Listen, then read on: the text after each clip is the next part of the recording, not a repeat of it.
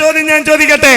അബൂബക്കർ സലഫി ഹദീസ് സെമിനാറിൽ നടത്തുന്ന പ്രസംഗത്തിന് ഉദ്ഘാടനം ചെയ്യാനും ആശംസ അർപ്പിക്കാനും പോകുന്ന പറപ്പൂരിന്റെ മുമ്പിൽ ഈ കത്തിട്ട് കൊണ്ട് ഞാൻ ചോദിക്കുന്നു, ജംഇയ്യത്തുൽ ഉലമക്ക് കൊടുത്ത ഈ കത്തിലെ ഇവരുടെ വാദങ്ങളെ അംഗീകരിക്കുന്നു ഞാൻ എന്ന് പറയാൻ നിങ്ങൾക്ക് ധൈര്യമുണ്ടോ?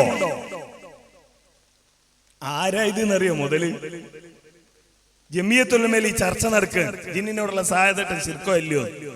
അപ്പൊ ജിന്ന് ഭൗതികാണെന്ന് ശിർക്കല്ലാന്ന് ജബ്ബാർ മൗലവി പറഞ്ഞപ്പോ ഈ പറപ്പൂര് എഴുന്നേറ്റ് എന്ന് ചോദിക്കുക, അല്ല ജബ്ബാർ മൗലവി, അപ്പൊ എന്റെ അവിടെ ഒരു രാമൻകുട്ടിയുണ്ട്, മൂപ്പര് ജിന്നിന്റെ സഹായത്തോടു കൂടിയാണ് ഇതൊക്കെ പറയണെന്നാണ് പറയുന്നത്.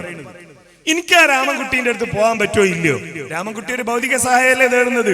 ഞാൻ ജിന്നിനോടൊന്നും ചോദിക്കുന്നില്ല, ഞാൻ രാമൻകുട്ടീനോടാണ് ചോദിക്കുന്നത് എന്ന് ചോദിച്ച് ജബ്ബാർ മൗലവിയെ ഉത്തരം മുട്ടിച്ചയാള് ഇപ്പൊ കേരളത്തിൽ വന്നിട്ട് ആ ജിന്നുവാദികളുടെ കൂടെ കൂടി മുജാഹിദ് പ്രസ്ഥാനത്തിന് താക്കോലിനോടുള്ള താല്പര്യമാണത്രേ, അല്ലേ? എ പി അബ്ദുൽ ഖാദർ മൗലവിക്ക് താക്കോലിനോടുള്ള താല്പര്യം, ടി പി അബ്ദുള്ള കോയ മദനിക്ക് താക്കോലിനോടുള്ള താല്പര്യം, മുഹീദ്ദീൻ ഉമരിക്കും എം എം മദനിക്കും മരണപ്പെട്ടുപോയ അഹമ്മദ് അലി മദനിക്കും എ പിക്കുമൊക്കെ താക്കോലിനോടുള്ള താല്പര്യം. താക്കോലിനോട് താല്പര്യമില്ലാത്തയാളാണോ ഈ സംസാരിക്കുന്നത്? ഞങ്ങൾക്കറിയാൻ താല്പര്യമുണ്ടോ? ഈ ചരിത്രം മുഴുവൻ അറിയില്ലേ? CD ടവറിൽ വെച്ച് സക്കരിയ സലാഹിയും ഞങ്ങളും തമ്മിൽ വാദപ്രതിവാദം നടന്നു. സക്കരിയയുടെ പ്രബന്ധത്തെ അടിസ്ഥാനമാക്കി ഒരു തെളിവും സക്കരിയക്ക് പറയാൻ കഴിഞ്ഞില്ല. ടി പി അബ്ദുള്ള കോയ മദനി പറഞ്ഞു, സക്കരിയയുടെ കയ്യിൽ ഈ പുകച്ചിലൊക്കെ കണ്ടിട്ട് ഞാൻ വിചാരിച്ചത് എന്തെങ്കിലും ഒരു തെളിവുണ്ട് എന്നാണ്. പക്ഷേ അനസും ഹനീഫും സംസാരിച്ചു കഴിഞ്ഞപ്പോ ഒരു തെളിവും സക്കരിയയുടെ കയ്യിലില്ല എന്ന് നമുക്കെല്ലാവർക്കും മനസ്സിലായി എന്ന് ടി പി പറഞ്ഞു. നന്ദി രേഖപ്പെടുത്തിയത് പറപ്പൂർ. എന്താ പറഞ്ഞത്? ഇതുവരെ പറഞ്ഞതിലൊന്നും ഒരു തെളിവില്ല എന്ന് മനസ്സിലായി. അതുകൊണ്ട് ജംഇയ്യത്തുൽ ഉലമയുടെ സർക്കുലറിനൊന്നും ഒരു കുഴപ്പമില്ല. ഇനി വേറെ വല്ല തെളിവും കൊണ്ടുവന്നാൽ അപ്പൊ നമുക്ക് സർക്കുലർ മാറ്റുന്നതിനെ പറ്റി ആലോചിക്കാം. കിട്ടിയോ പറപ്പൂരെ തെളിവ്?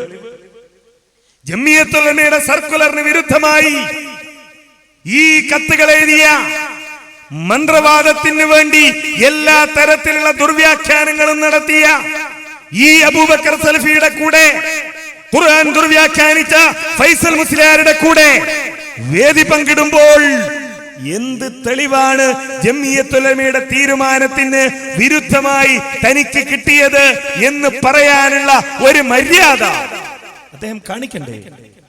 എന്തേ കാണിക്കാത്തത്? ഞങ്ങൾ ചോദിക്കുന്നു. ഇവിടെ രണ്ട് വാദം. കേരള ജംഇയ്യത്തുൽ ഉലമയുടെ വാദം മനുഷ്യനെ സംബന്ധിച്ചിടത്തോളം അദൃശ്യവും അഭൗതികവുമായ ജിന്നിനോട് മനുഷ്യൻ നടത്തുന്ന സഹായാർത്ഥനകൾ ശിർക്കാണ് എന്ന് ജംഇയ്യത്തുൽ ഉലമ പറയുന്നു.